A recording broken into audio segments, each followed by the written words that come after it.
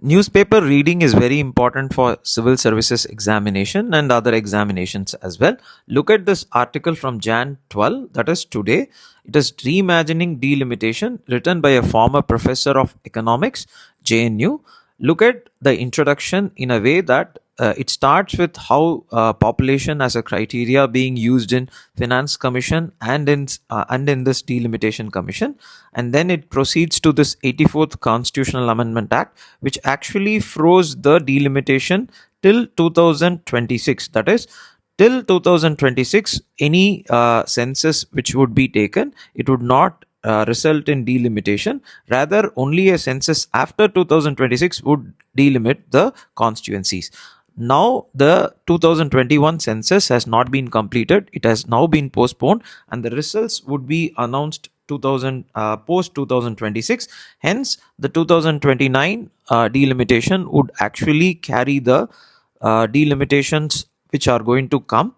Now, what are the consequences for the southern states is what they have given in this article. Look at how each point the author has mentioned. The first would be a consequence. He has stated that if the current distribution proportion is maintained, then the seats would in Lok Sabha would be 866, and this would actually again not be useful for the southern states, because they are going to have a higher or the a lower representation of members.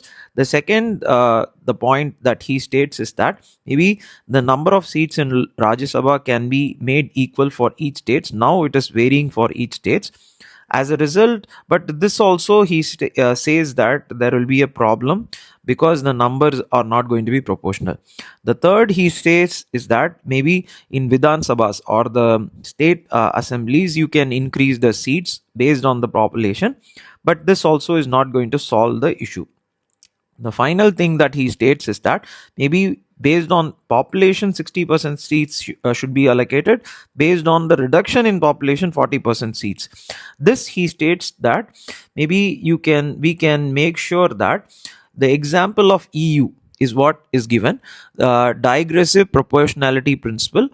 If we use this principle of using the population 60% and the reduction in population as 40%, then there might be some equality or equity in the representation, is what he says in this article.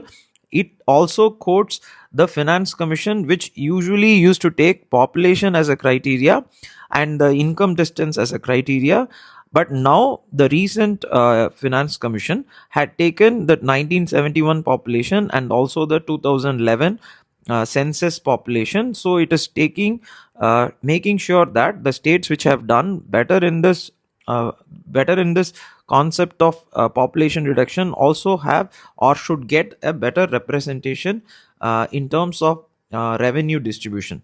So this article is a very important thing that any student for preparation for polity or geography or public administration, political science, anything can quote.